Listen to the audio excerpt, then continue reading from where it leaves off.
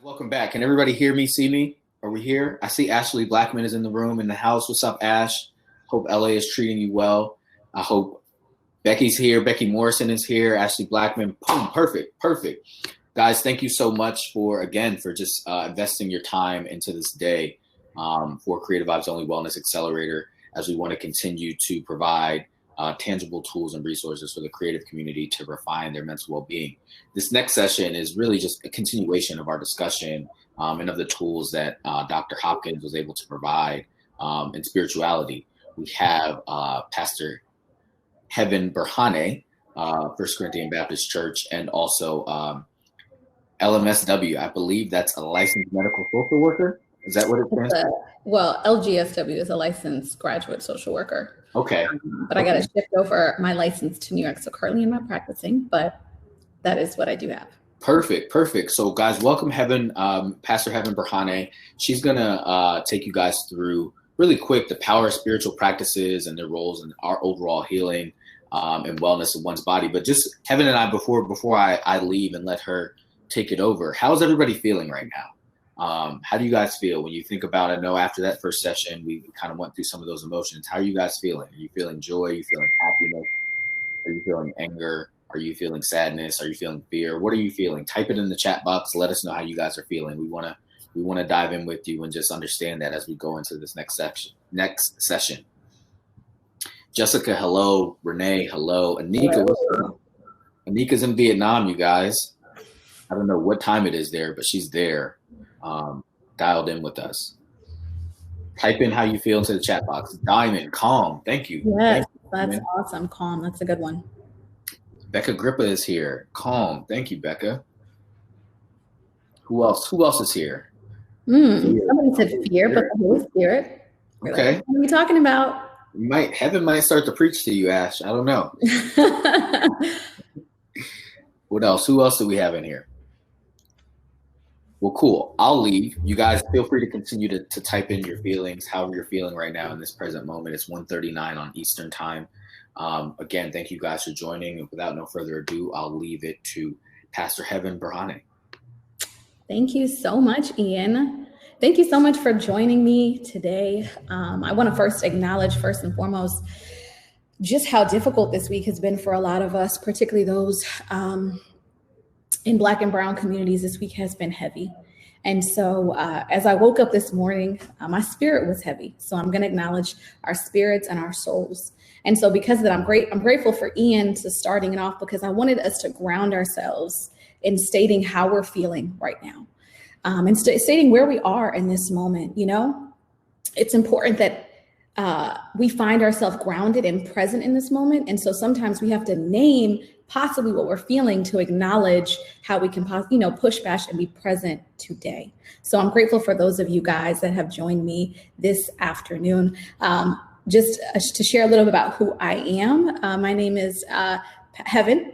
So you can just call me Heaven. You can call me Pastor Heaven, whatever you feel. But I work at FCBC. And I'm also a licensed clinician. I'm a social worker. Shout out to Howard. I went to Howard, so HBCU love. But a lot of my own personal journey relating to spirituality started from my parents. Growing up in church, that has sort of kind of been where the definition of how I understood spirituality. But since that moment in time, as I've sort of expanded and I've had a chance to go to divinity school and I've had a chance to encounter different people from different religious backgrounds, or different people who don't even identify or have a religious tradition, but see themselves as being spiritual beings, because that's what we are. We're all spiritual beings. And through that process, my understanding of spirituality has expanded. And so the reason why I wanted to name that is because I'm going to provide some definitions, and we're going to ground ourselves in understanding first, what is spirituality, right? And we know that can be so many different things. And so I don't want to kind of impose my definition of spirituality onto you, but I want you to engage with me in this conversation that we're going to have, because it's a conversation, it's an opportunity for reflection, and we'll be able to dialogue a little bit later with Ian and a good friend of mine, Becky, on how spirituality has impacted their life. But we want to make sure that in this season, I'm able to show the vast ways that we can understand spirituality. So what is spirituality? And so there are many different definitions. And so I think they're going to put them up on the screen. The one that I currently see says mindful refinement. So I'm going to wait possibly to see if they can be able to put that one onto the screen. Perfect, perfect. So we talked about naming where you are in this moment and attaching it to a feeling. So for those of you guys that did that, thank you so much. Make sure to write that on your sheet of paper. And so we can go to the next slide. That talks about what is spirituality. Perfect, perfect. So the definition of spirituality is expansive. It can literally mean anything for you. And here are several ways that people over the years have defined spirituality. One, it's a belief in a higher power. So a lot of us, many of us have a belief in a higher power. Some of us don't, and that's fine. But for those of us that see that, that's how we have understood spirituality and that showing up in our lives. Participating in a religious tradition. I come from a Christian tradition, so participating in a religious tradition for me would have been going to church today. So watching it online, that's actually where I was before I entered into this conversation with you guys. Awakening a broader and deeper consciousness of who we are. That can be also understood as spirituality. Anything to do with the spirit or soul. Why? Because we are all spiritual beings. And I want you guys in the chat, if you agree with anything that I'm saying, put a thumbs up or say, yes, this is where I find myself. But we are all spiritual beings because we have a spirit and we have a soul. And so that's why we all, in some ways, and I'll kind of share that a little bit more, how I feel like at the end of the day, because we are all spiritual beings, we all engage in spiritual practices, and we just need to put a level of intentionality behind it. Okay. So next is it deals with our thoughts and our feelings. It expands our mind beyond limiting beliefs and ideas regarding how we view the universe. And I'm looking over here, you guys, because it's a little too small on this side, so I can't fully see it. I'm going to see if I can actually go to the we have the process. It's also a process of how we find inner peace in our lives, and also the method of honing in one's energy, right? I think now more than ever during this week, we realize how powerful our energy is, right? And so for some of us, our energy may feel low today. For some of us, my energy might feel high and hopeful. It can feel weary. And so we want to acknowledge that so that our energies can stay intact, and so that we can keep our minds, our souls, and our bodies well. Okay. So I think Katie actually just told me to stop sharing my screen. So I am going to see. Hold on 1 second.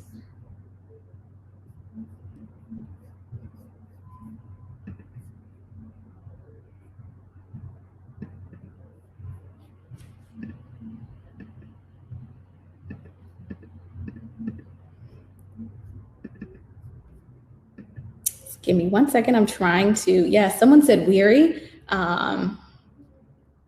Ashley said, so hold on. I'm going to just open this up real quickly. I'm having a little bit of trouble, but we're just going to keep rolling and keep moving right now. Okay, so the next slide. So what I want to do is in this moment, I want to invite you, I call it an invitation for participation. I want you to share with me in the chat, what is spirituality to you? How do you define spirituality for yourself, right? If it's connected to anything that I possibly have mentioned, about how it connects, it allows for us to get to a deeper consciousness. Does spirituality help you to seek an inner peace? Is it a religious tradition? I want you to put it in the chat. So how do you define spirituality?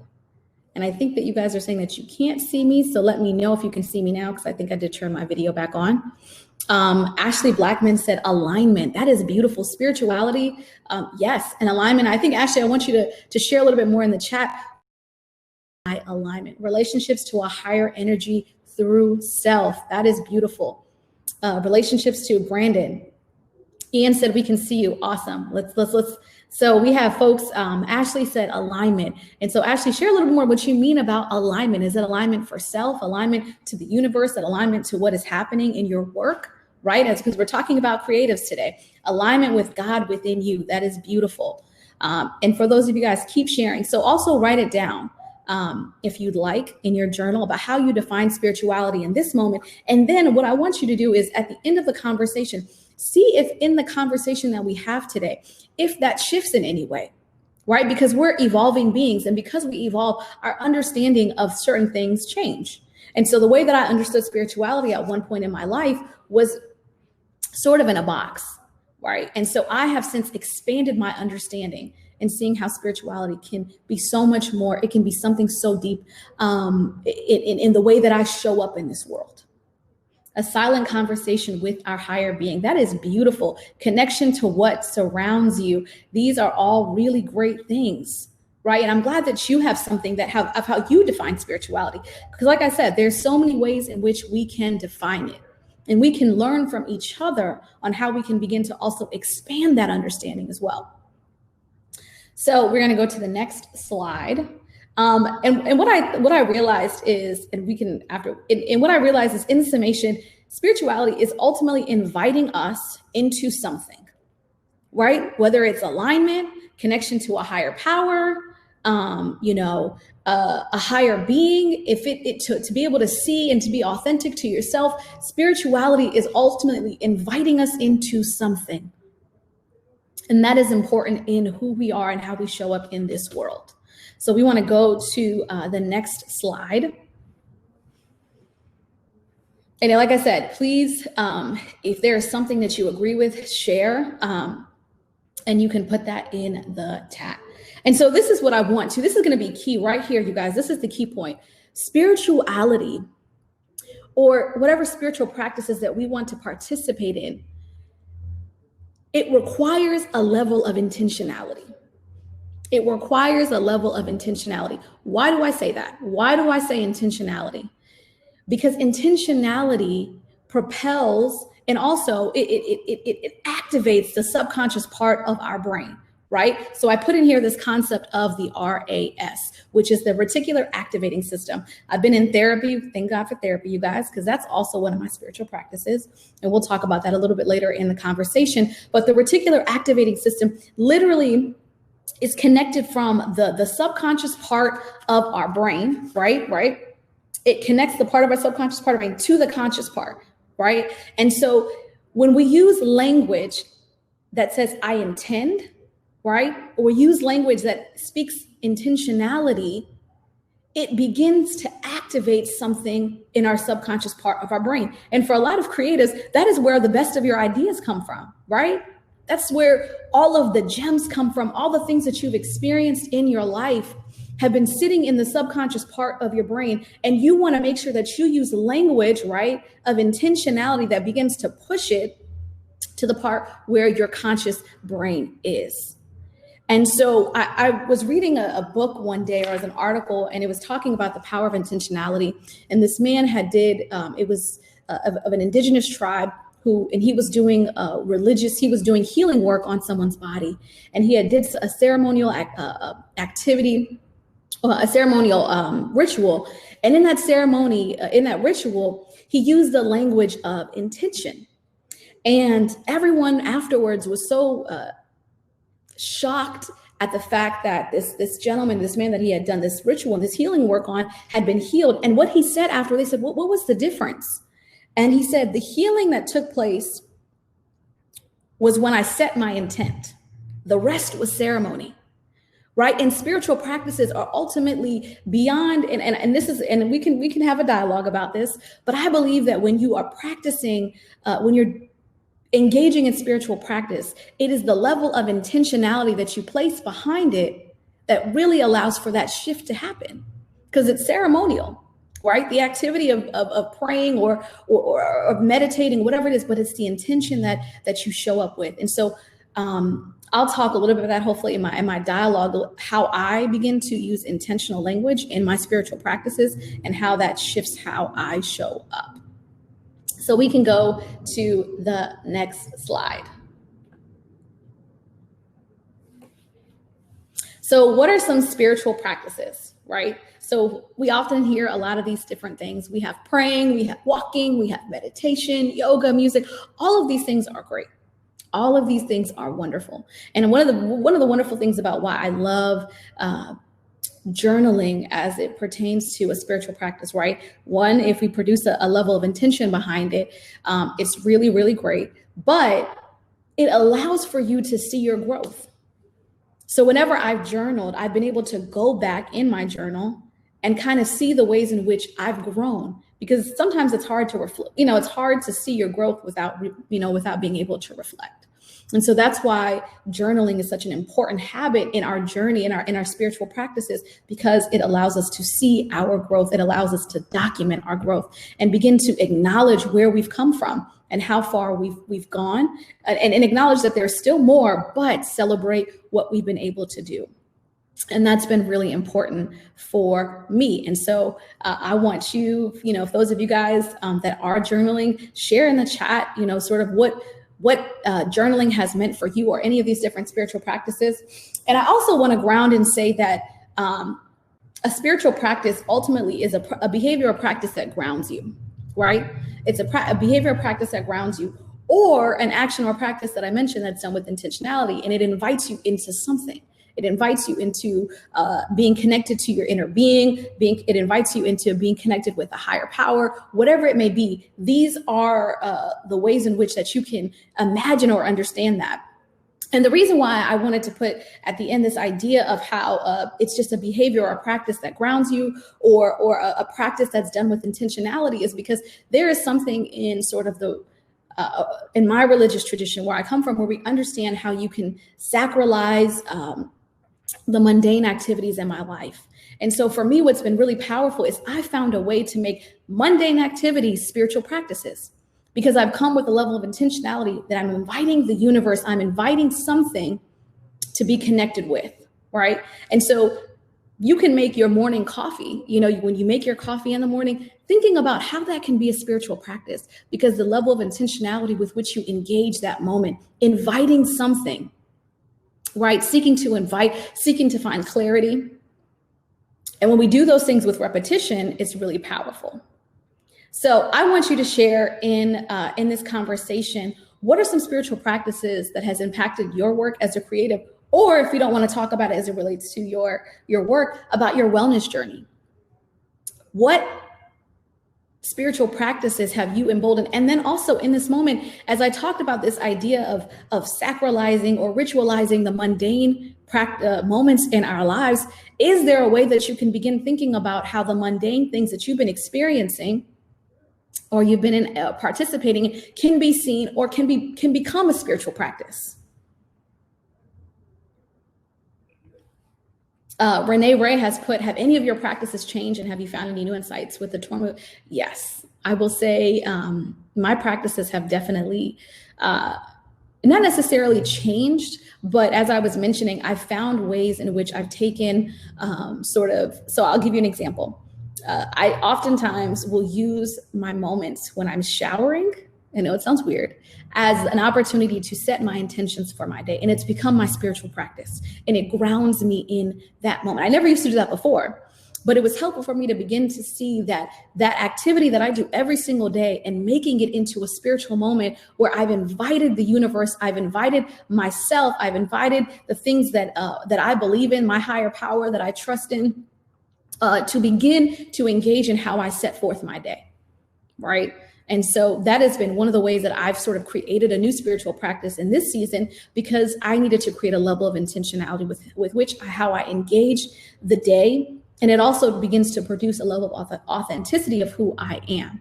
So Ashley Blackman has said, listening to music on Bluetooth speaker in the morning to start the workday, that is a beautiful spiritual practice. And that is a great way for us to begin to feed our souls, to feed our spirit, and to feed our souls. And whatever music that might be for you, that one morning it might be a certain, it might be something meditative. One morning you might want to wake up and you might want to listen to Meg Thee Stallion, and that's fine. That can be a spiritual practice as well. You can engage and find different ways in which you can connect to your inner being. Great. Awesome. So we're going to go on to the next one. So for you guys, keep writing down and also share in the chat. What are your spiritual practices? One, because we're learning from each other, right? We learn from one another. And we can all begin to grow if we find different and new spiritual practices. So I want you guys to share in the chat what those things are. And what is, I think one of the things that is important, or as you begin to embody these spiritual practices, one, find a time in which your day that you're engaging in these spiritual practices, whether it's in the morning or the evening. It's really helpful when it's something that's consistent. And it's a part of your day. Make it a part of your day. Put it as a timer. Sometimes I put on my timer what time I need to pray, what time I need to meditate, what time I need to do to journal, because we often find ourselves inundated with so many things that are grabbing our attention, grabbing our minds. And so there's nothing wrong with setting reminders or, allowing for there to be a certain time of your day or before you begin an activity, right? So oftentimes before I'm getting ready to engage in church when I'm preaching, which is where my creative moment happens, I pray, right? That's a moment in which I'm grounded to get connected to myself, connected to God, and to get connected to what is happening around me and to the subconscious part of who I am, so that I can begin to share what has been birthed inside of me, what I'm giving life to in that moment. And so find some time of your day, and then also find an accountability partner. Find someone in which you can engage in these deep conversations about how you're, processing your spirituality, what is coming out, what are you engaging with, what questions are coming from deep within, and find these individuals with which you can have these honest and raw discussions. That has been really, really helpful for me in my journey as well. So we are going to talk about some of the benefits of spirituality, particularly as it pertains to creatives. And I'm sure a lot of you guys probably guessed, and some of you guys have seen those benefits show up for you. And so one, I think it grounds us in and connects us to our authenticity. And the reason why I bring that up is because when you're connected to yourself, whatever is the most authentic to you comes out. It's almost like you can't help it. It just emerges wherever you go. It emerges in the spaces that you show up in. People begin to see your authentic nature. And so as a creative, it's vitally important that you begin, that your authentic self shows up, because people want to see that in your work. People want to see, when they see your work, they want to see you, right? And it engages us to be vulnerable, and that's scary. Authenticity really requires vulnerability. And so it's important, and it grounds us in that space. So it's really, really good. It replenishes and nurtures our soul. As creative, you are constantly producing, you're constantly giving of yourself. You're constantly emptying what has been, what seeds have been laid in your spirit and your soul. And so once they grow, right? Because there's so many different things that water our souls and water our spirits. Friends, family, relationships, different experiences that we have, knowledge, books, all these things, right? And when that thing begins to grow, we deposit it into the universe. And so we need to find opportunities and ways in which we can ground ourselves and replenish our soul. And so that's vitally important, specifically as creatives, because like I said, you are constantly in a state of production. You're constantly in a state of producing, and you want to make sure that you are taking care of yourself. And it removes the blockages. As I talked about, right, this idea of the RAS and this concept of intentionality, the part of your brain and your subconscious, there's so many things that are stuck there, right? And they're stuck there because of fear. They're stuck there because of doubt. And they're stuck there. And Justin Hopkins did a phenomenal job of talking about your inner critic. All of these things, right, are blockages. And so when you ground yourself and use spiritual practices, it allows for those blockages to be removed. And then whatever has been laying dormant inside of you begins to emerge. And so these spiritual practices really, really help you to be able to remove those blockages. And like I said, it connects us to the unconscious part of our brain too, and these great ideas emerge. And the last one, and I think this is vitally important, because as much as you are creatives, you are human beings. As much as you are creatives, you are human beings first. And we all go through different traumas. We all go through different experiences. And so spirituality allows for us to heal those wounds, to heal those traumas. Because when you are showing up in your most authentic self and the most vulnerable self, or when you're experiencing trauma, it pushes you, or when you're healing, or when you're being vulnerable, it connects you or exposes, or you begin to feel the wounds, right? And for some of you, some of your creative ideas have come from your own wounded experiences, right? And I want to give that example for me. Like I said, my creative moment is when I preach. And so for me, I've had to do healing work so that when I'm up there and I'm doing that, when I'm participating in that creative moment and I'm being vulnerable, I'm using my own healing, my own wounded experience, or my own healing journey, my own narrative, as an invitation for other people to heal. And your work can do the same thing as well. And so, like I said, just as you are creatives, you are human beings. And because you are human beings, your soul needs to be nurtured. And there are experiences that you will have, both traumas and sometimes wounds, that will need healing so that you can show up in your best self and to do your work in the best way that you know how.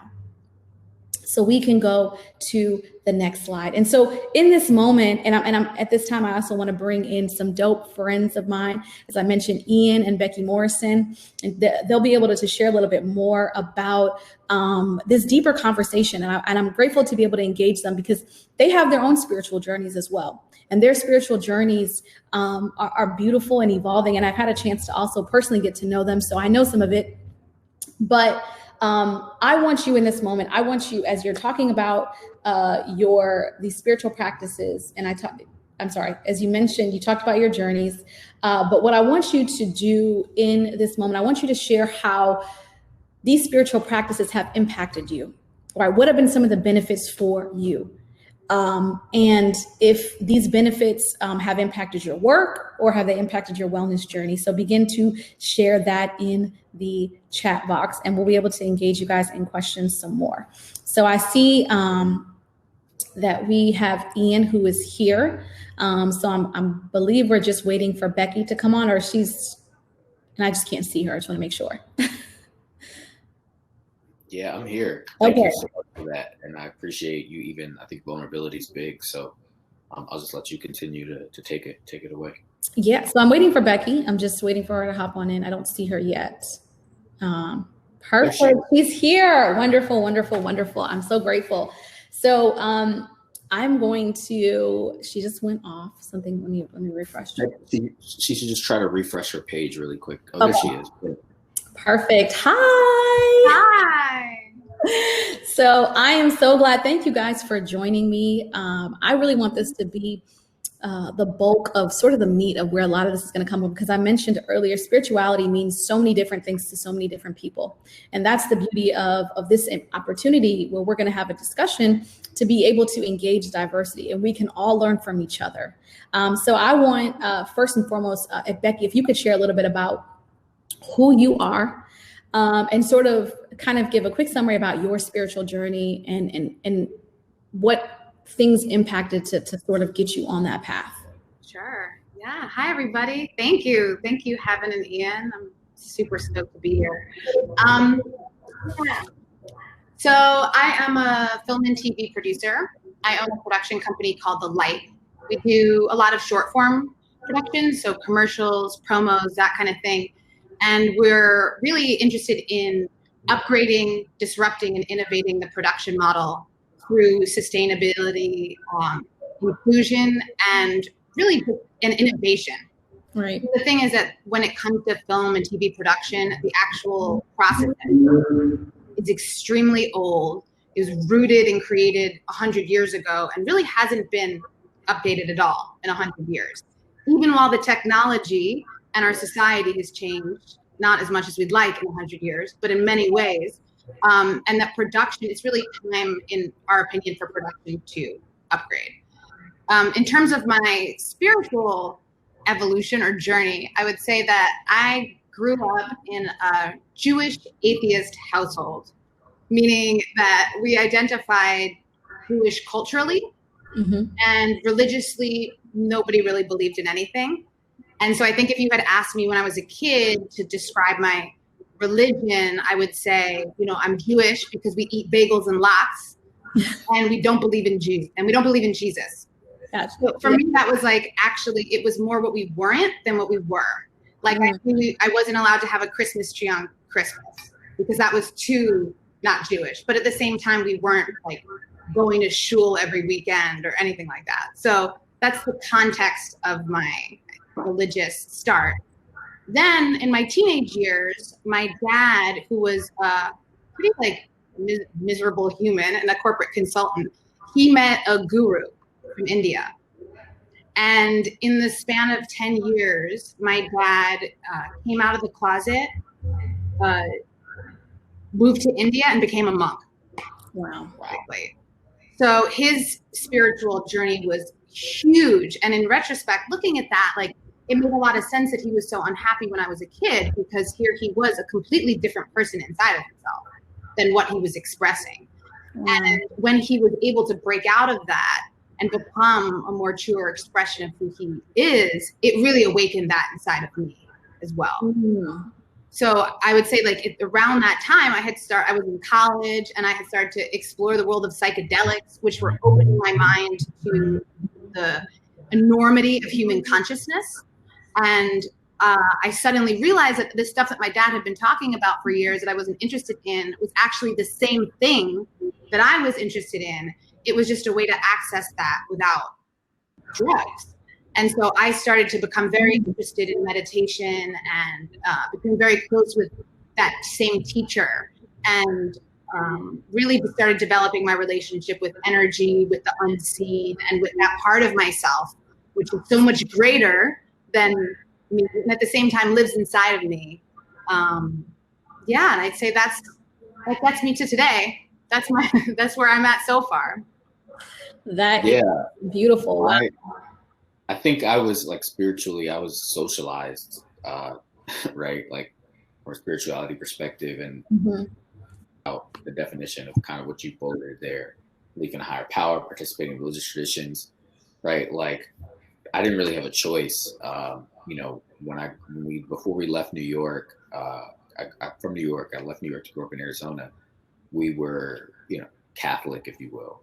And then when we got to Arizona, things changed, and a bunch of things changed. And next thing you know, I become a PK.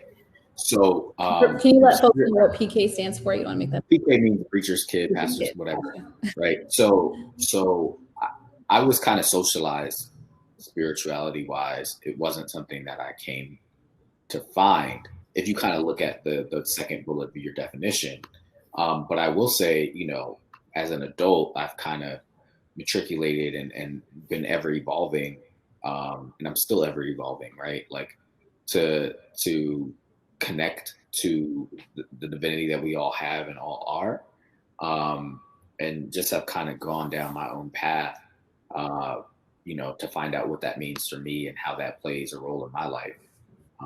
But yeah, I grew up in church, and it's been interesting going to the church that I go to now, because it's very it's a Baptist church, but it's non-denominational teaching, which is great.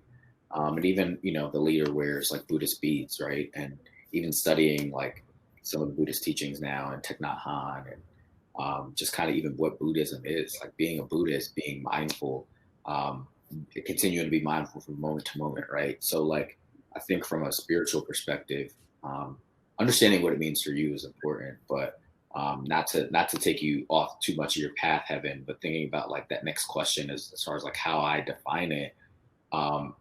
It's really like, for me, it's a couple of those things. It is my thoughts and feelings. It is a belief in a higher power, and knowing that I have that connection to that higher power, right? I have access to that at all times, like, right? There's no office hours for it. And there, and it's also like that process of inner peace. So I love how you kind of like, you defined it as far as it being expansive. And that's kind of like how I would kind of say what it means to me, not to jump ahead of your question, but that's my journey. No, thank you so much. And full disclosure for you guys, the place that he's talking about is FCBC, the dopest place in Harlem. So I just want to put that as a plug.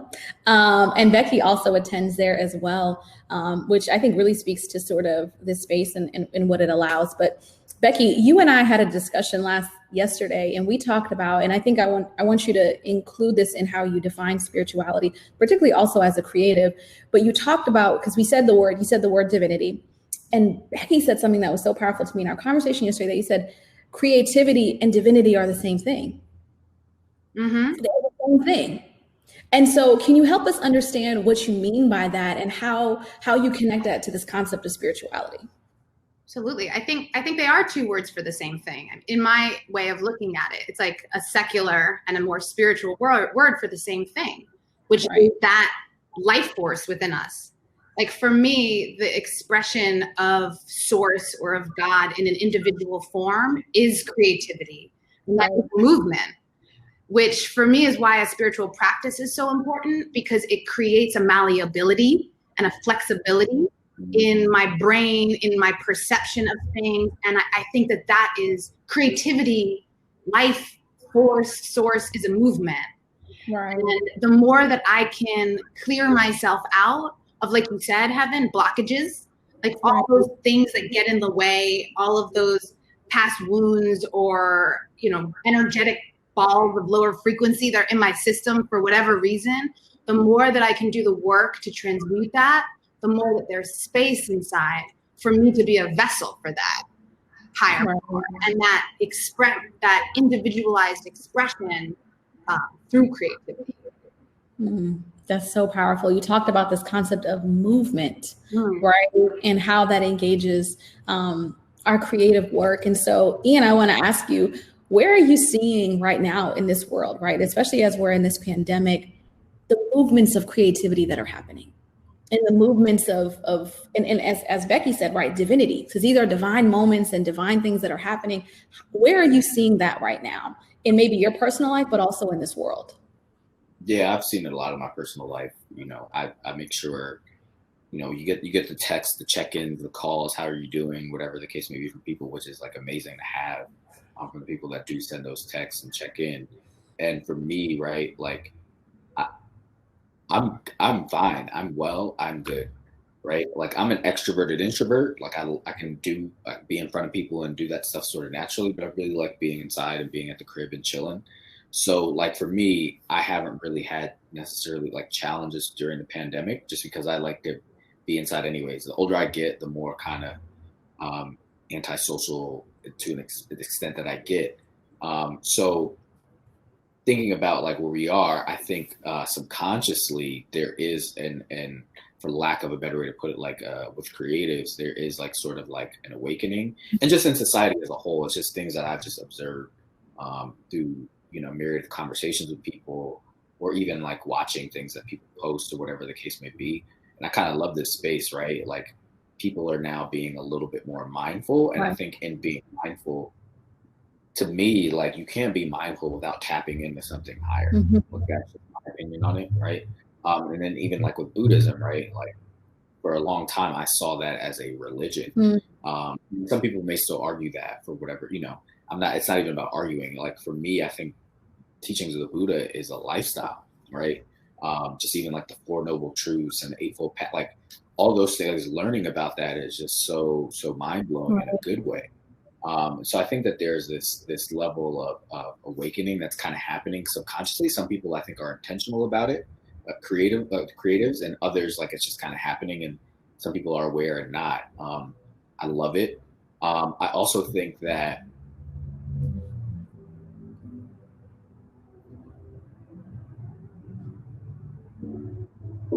I lost my train of thought, but I love what's happening right now. I had something and it was like, no, really it's okay. It's okay. And I think but that's a great way, because you talked about awakening. And so Becky, I want to ask you, what has been awakened in your spirit recently? Wait, sorry. That was it. Oh, okay. That was it. The awakening I think is great. The awakening I think is great because what's happening right now in this moment that we're in, we're all glued to like screens or whatever the case may be. What's happening is like, part of the reason I named my company Age of the Creative. We're now valuing more society is now putting more value on the creative community. And these are the people that actually contribute, that have contributed to society and culture for so long. So when you go on IG Live and see D Nice doing a set, right? You see somebody painting or drawing, whatever the case may be, like this is all art and creativity. consuming more Netflix now, we're consuming more media, right? Like even tying, I have a production background as well, Becky. So like even thinking about that, right? Like somebody had to write that script, then somebody had to shoot it, somebody had to design the set, right? Like these are all art and creativity. The music you're listening to, everything that's kind of contributing to your vibe right now is all art and creativity. And so I think that, not only is there a spotlight coming to them, but I think there's also like a collective awakening. So I'm sorry, Becky, to hijack that. It just came to me right as you. Oh, and I totally agree. And I actually think that in the film industry, there's a false delineation between creative and production. And that's something I've always really rallied against, because I don't think that those are separate. And I don't think that there's only a small group of people who are then the creatives and then we're production. Actually, I think that if anyone has worked in production, you would know how creative it is. Like you suddenly, I have a project tomorrow, like suddenly on a dime, I have to like rent a penguin or something, like, which is not the case for tomorrow's shoot, thankfully. But in that situation, you have to be really creative. And I think that like sometimes when we say that the creatives are only like a small group of chosen people, it means that the rest of the people who are all inherently creative don't have a place inside of that circle. And I think like what you were saying earlier, Heaven, about practices, how making coffee in the morning can be with intention, can be a spiritual practice. I would say the same thing, that can be an act of creativity. You can make that coffee with that extra flourish and that expression of creativity. And I think we are all at our essence creatives, because we are all at our essence that force of life, which is creativity. Right. I mean, we have creation, creativity. It's all one. So that's really, really good. And I think I want to ask you guys, and I'm going to push you guys to be vulnerable right now, right? Because we talked about this idea of authenticity and vulnerability. Has there been a moment in time for you guys where your spiritual practice pushed you to be vulnerable in your work or in your personal life? And was that moment terrifying for you? Was that moment, or you can, and I don't want to put a word for it for you, but I think vulnerability is often a scary thing because, and I think with creatives, what I've noticed as for all of us being creatives, Becky, as you just said, is that it requires vulnerability. It requires, and that's the spiritual practice of vulnerability. Maybe we can call that spiritual practice of vulnerability. So I want you guys to share about a moment for you where that spiritual practice invited that part of yourself or awakened that part, and what was that moment like? I can speak to that. Becky, I can speak to that. I would say that my spiritual practice, I feel, has given me a solid core, like you say, having groundedness or that alignment. I know that somebody earlier had said alignment with Ashley, that it's given me that, which has allowed me to perhaps be more uncomfortable than I would otherwise like to be. And I think especially, I think white people in general have a real difficulty with being uncomfortable, which is the root of a lot of the problems that are happening now. And I think that we really need to be much more uncomfortable and willing to be uncomfortable. And I think that like having a core of spiritual connection allows for that more, and being committed to something bigger. And I would say when, for the example of being on set, I'm committed to there being a different kind of industry. And so one of the things that we do on set is, I've done on set, I had a project where we had 70-person crew, and that we gather everybody in a circle, and that we have everybody go, or not we, I had everybody go around and say like, what's one word to express how you'd like to feel at the end of the day? Wow, that shit is good. Awkward. Okay. On a film set, people do not want to do that. They have never had to do that before. That is not like inside of their typical practice. And so as somebody who's leading this, I have people look, some people are like, oh my, I can't believe this is happening right now. Other people are looking at me like, shut up so we can get to work, And it takes something, it's extremely uncomfortable to do that. It's extremely uncomfortable. Like everything inside of me is screaming like, don't do this. But there was also my commitment to something greater, which meant that I had to keep going. And in that moment, I'll never forget. So we're going around the whole circle and people are saying things like, inspired, fulfilled. And we get to this one grip, like a real gruff, old school New York key grip. And he's like, hello, My name is Billy. I'm the key grip. I'd like to feel loved. And everyone's like, oh. And inside of that, creating that feeling at the beginning of a set, that creating really an energetic intention and energetic activation of that space, everything went differently that day. It uplifted people and created a space where people could, show up in different ways. And I think that is like really what vulnerability provides. Like Billy was vulnerable in that moment, right? Like that really takes something in front of 70 people to say that you want to feel loved. And right. I think that act of vulnerability is really transformative. And also in our workspaces where I think it just doesn't happen enough. Right. Thank you so much. That's so powerful. And actually, I want to shift that question to the folks that are watching, because I think it's a powerful question to ask people.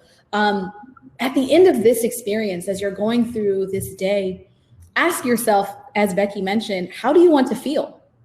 And then find those opportunities where you're engaging and speak that intentionality in this moment, right? I think that's what you're kind of alluding to, Becky, is that by being able to, in that moment, speak how you want, then and I talked about this with RAS, your subconscious part of your brain is participating in activities that allows you to feel and experience that moment. I think that's really beautiful. So I want to pose that question back to you guys. You can share it in the chat for you all and we'll uplift those things. But Ian, Jessica just hopped in. She said she wants to feel purposeful and peaceful. So that is beautiful. So thank you for sharing that. I think what Diamond put for me is just kind of like vulnerability. I think oftentimes just a lot of things I'm learning, I'll get into that a little bit later too. I'm actually part of a mindfulness and meditation teacher training program because I want to further this work with the creative community as far as like their wellness. And so what does that look like? It looks like a bunch of things. It's more mindful meditative practices, not necessarily entirely meditation, but more mindful practices into your day-to-day life. And I guess one thing, like a lot of information we already have, right? Sometimes it just takes somebody, like a spark of inspiration or somebody saying something to trigger us being like, oh, I already knew that, right? Which is why like here, with Creative Vibes Only, we don't really try to give advice. Everything that we do, the exercises, right? We lead you guys back in because that's where the answers ultimately lie. And I think something that Becky said earlier just kind of triggered me to think about. Oftentimes, I think that there's this misnomer of like our mind and our bodies are separate. Your mind and your body are one. And so like, number one, getting in and understanding that has helped me as far as like my journey and how that showed up on a day-to-day basis with my creativity. But more than anything, personally, my biggest sort of journey or challenge is continuing to be vulnerable and share. And what opens up when I am vulnerable and share things with other people publicly or whatever the case may be. There was this thing I saw last night. I screenshotted it because it's like really how I feel. But I know that there's an element like I can't always do it. So it says, it ain't a secret, but it ain't your business either. So like I'm just like a very kind of private person, but I know at times like I have to share things so that I can potentially help somebody else. And I think that to me goes into like divinity and spirituality. That's it for me. That's all. So I actually want to chime in and share something for myself. And then I'm going to ask you guys, so you guys can be prepared. I want you guys to share who your spiritual teachers are, if you have any, and maybe some books or things that you want to recommend to folks about some of the things that have helped you in your walk and in your journey and getting in tune with your spirituality. So I want you to begin to thinking about those things. I'm going to just quickly share because I think it's important for all three of us to be vulnerable in this moment. And I think for me, and I've shared and with you, Becky, a little bit yesterday about what my moment of vulnerability was in my own spiritual practices and what my spirituality had led me to was in one of my preaching moments here at the church. And, I tell the congregation all the time that I'm going to therapy, that I'm in therapy, and I have no fear about telling them that because therapy has been such a life-changing experience for me. And it's a part of my spiritual practice. That's how I define it for me. But in this one sermon in particular, I had been going through a very difficult season in my life, and I had felt my spirit and my soul and God, whatever the higher power inside of me, you want to call that and want to name it, beckoning me to share that journey in a very vulnerable way with the congregation. And then what I ultimately ended up doing, I talked about this idea of how, I had been elevated in life, and yet in my elevation, I was still carrying this little girl inside of me. And the little girl was the girl that was showing up in this world. It wasn't heaven, it was a little girl. And she had to do some healing work. And so when I began to do that healing work via spiritual practices, via therapy, all of these things that I started to do, in that moment, I brought my journal up there, a journal entry that I wrote to my little girl, which I remember that day I sobbed and I wept.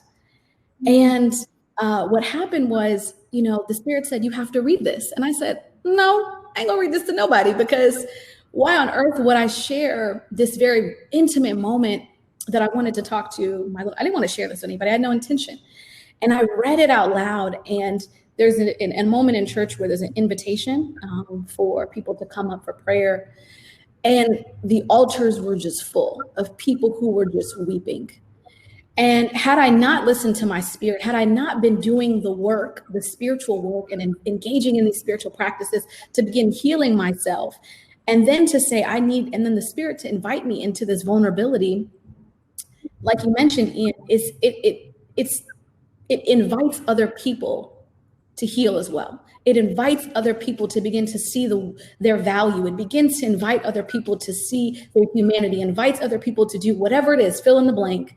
And so for me, that was really, really important. That was my moment of vulnerability, where I saw how my creativity and that creative moment for me invited that authentic nature, that authenticity of who I was. And it was hella scary. And I, don't know if I'm going to the Spirit is going to invite me to ever do that again. But I am grateful for listening and sort of, I wouldn't say complying, but just being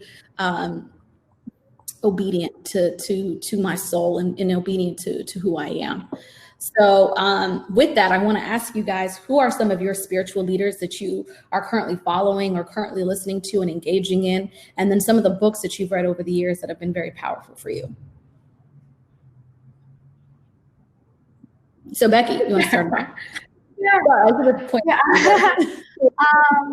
I think I'm somebody, I talked about kind of my early childhood, and I would say that I really would say at that point that I didn't believe in anything. And then something shifted in me where I became open to really believing anything, like not anything in a, material world sense, but in the spiritual sense, being open to all possibilities and all expressions of voices and religions. And I think that a great example of that is, coming to FCBC. And Pastor Mike for me is like incredible. Like he is a total expression of leadership, of God consciousness, of everything that I aspire to be. And I love coming to FCBC. And I would say too, I actually brought my mom to FCBC. And very interesting, because as I said, in my childhood, we were really defined as never stepping foot in a church, not being open to that kind of thinking at all. And I brought my mom, and to see my mom like singing at FCBC, and she loves Pastor Mike, she watches online. And I think that's really a testament to just him as a being, what he is teaching. So that's fun. And you brought your father too. My father, yes. Yeah, I brought everybody I met. I'm like, please come to everything. And I would say really my main teacher is Her Holiness Saima. He is the one that my dad met when I was 16. My dad is a monk in the order of Saima Brahmachari, and she for me is just is an incredible expression of divine love and also so she's my main teacher. And some books that I've read over the years that have affected me are for sure Be Here Now by Ram Dass, at that intersection of psychedelia and consciousness. And as well as, what's the Eckhart Tolle book? That's also Now, something, The Power of Now. Yeah. The Power of Now, yes. A New Earth messed me up. That was such a long read by Eckhart Tolle. Sarah Auster's in the building. What up, Sarah? She's going to be on our next session, guys. So make sure you're here for that, because Sarah's amazing. Michael Walren, Pastor Mike, one of my teachers, just kind of continuing. I like one thing I like about FCBC that they've mentioned, and Becky, I didn't know you go to FCBC, but that they mentioned is just it's very interactive.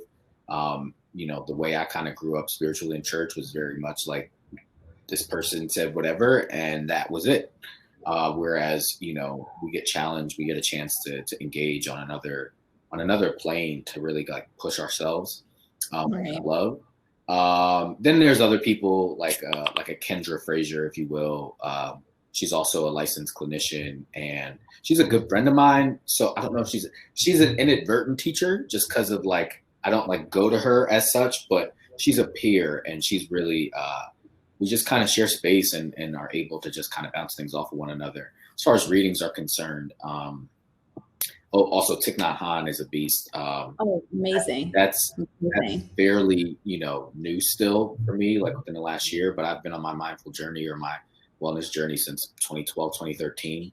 I don't know if she's here. Janelle Jones is the person that kind of put me on that path. So she's amazing, and kind of, led me to meditation. Thich Nhat Hanh. I'm reading Tara Brach. She's okay. Tara's cool.